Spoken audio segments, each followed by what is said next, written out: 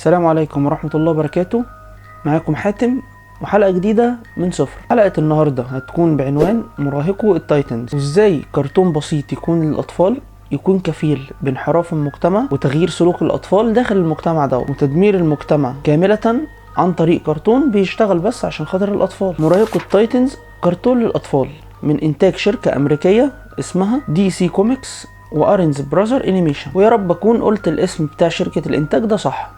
بس الكرتون ده كان بيتعرض على قناة نتورك بالعربية. قصة الكرتون ده كانت بتدور حوالين 5 أصحاب مراهقين، وكان كل واحد فيهم عنده قوة خاصة بتاعته. أول واحد معانا كان اسمه روبن، وده كان بيلبس زي باتمان. رايفن كان نص إنسان ونص شيطان، يعني أم بشرية وأب غير بشري. وستار فاير بنت، وبيست بوي، وآخر واحد كان اسمه سايبر. كلهم كانوا عايشين في برج كبير، وكانوا كل اللي بيعملوه ان هم بيحاربوا قوة الشر، وكانت الدنيا ماشية زي الفل. والله الراجل ده بيتكلم كلام زي الفل. في حلقة من ضمن حلقات الكرتون دوت كان اسمها غسيل الملابس، وزي ما سمعنا اسم عنوان الحلقة دي يعني معناها كده بالحقيقة او بالبلدي كده ان الهدوم بتتقلع. وكان عندهم مغامرة جديدة ان هم يقتلوا وحش. الوحش ده بقى كان عبارة عن حتة جيلي كان لونها اخضر، وعلى طول بضربة واحدة من روبن على الوحش يموت ويفرقع، وهدوم روبن تتوسخ، وعلى طول يرجعوا على البرج. ولما نروح البرج بنشوف جدول محطوط فيه اسماء العيال ديت، وكان كل واحد ليه يوم يغسل فيه هدوم الفريق كلها.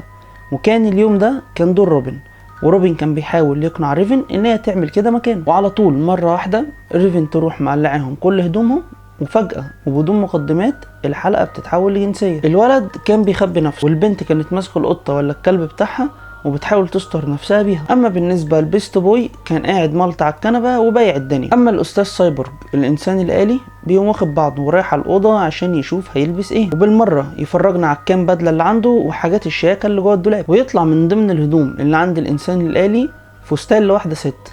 يعني الحلقه بقت فيها حاجات شاذة، وكمان حلقه كامله عباره عن ناس ملط. طب ما يمكن الحلقه دي تكون غلط، ويمكن كمان نيه الناس اللي منتجه الحاجه ديت مش قصدها ان هي تخرب عقول الاطفال، ويمكن نيتهم خير ولا حاجه. في حلقه تانية كانوا كلهم قاعدين وهم في حاله من الكسل، وسايبورغ كان قاعد عمال يزعق فيهم كلهم. اما بالنسبه لبيست بوي فهو كان واقف بيشرب مشروب، ومره واحده المشروب اتدلق على الاستاذ سايبورغ. وطبعا زي ما احنا عارفين ان سايبورغ راسه راس بني ادم وجسمه جسم انسان آلي، فلما المشروب اتدلق عليه حصل فيه شويه اعطال كده كتير، وحاولوا ينشفوه لكن الموضوع كان هياخد وقت. فعلى طول خدوا راس سايبورغ وحطوها في مركز تحكم البرج، وهو كان فرحان جدا ان هو اللي بيتحكم في كل حاجه في البرج، يولع النور، يطفي النور، يرخم عليهم، كان بيعمل كل حاجه فيهم بشتى الطرق. ودخل كمان على روبن في الحمام عشان يتاكد ان هو غسل جسمه ولا لا، واكيد طبعا كل الكلام ده ما بيكونش صدفه. وفي حلقه برضو من ضمن حلقات الكرتون ده اسمها العمل الجاد. مفيش علاقه بين محتوى الحلقه والاسم،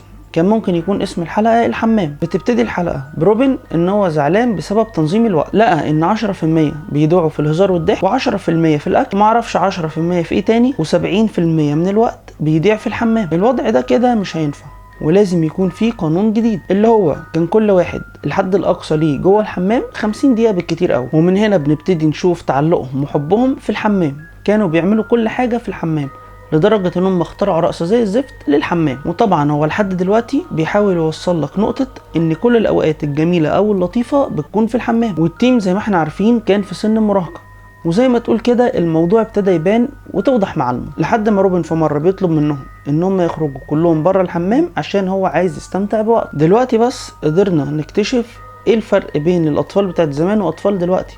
اطفال دلوقتي طبعا هتبقى طالعة ما عندهاش عادات وتقاليد للمجتمع بتاعنا، ولا عندهم فكرة عن الدين بتاعنا.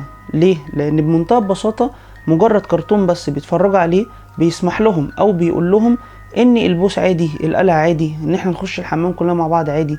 فطبيعي الشخص او الطفل اللي هينشأ على الحاجات ديت طبعا مش هيكون عنده فكرة عن عادات وتقاليد المجتمع بتاعته. وفي حلقة برضو كان اسمها الولاد ضد البنات، ومعنى طبعا اسم الحلقة ان كان جوه الحلقة عنصرين، فريق بنات وفريق ولاد. طبعا فريق البنات كان فيه ريفن وستار فاير، وفريق الولاد كان فيه روبن وبيست بوي. طول الحلقة خناقات وتحديات عشان يعرفوا مين الاحسن، يعني منافسة بلا هدف. زي ما احنا عارفين ان البنت ليها حياة وطريقة مختلفة عن الولاد، وكل واحد بيكون عنده حياته، لكن هو في الحلقة دي بيكون عايز يقنع بالعافية ان الولاد احسن من البنات. وفي اخر الحلقة بيخلي روبن يسم البنات لمجرد بس ان هو يثبت ان الولاد افضل من البنات في حاجات كتير، وان البنات بيعملوا حاجات تافهه. وقيس على الكلام بقى ده كله حاجات وحلقات كتير ومشاهد وحاجات بتحصل بلا هدف وبلا معنى.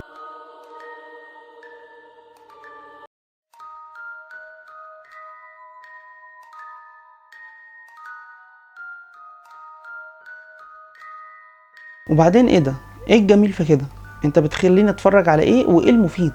وايه كمان اللي مخلي رايفن مبسوط كده؟ وفي حاجات كتير وتفاصيل كتيرة جدا ما ينفعش نتكلم فيها، لان الكرتون اللي زي ده مش كرتون واحد بس. وانا دلوقتي هسيب لكم كام مشهد تتفرجوا عليهم وتقولي رأيك في الكومنتات. وكان معاكم حاتم الطحان.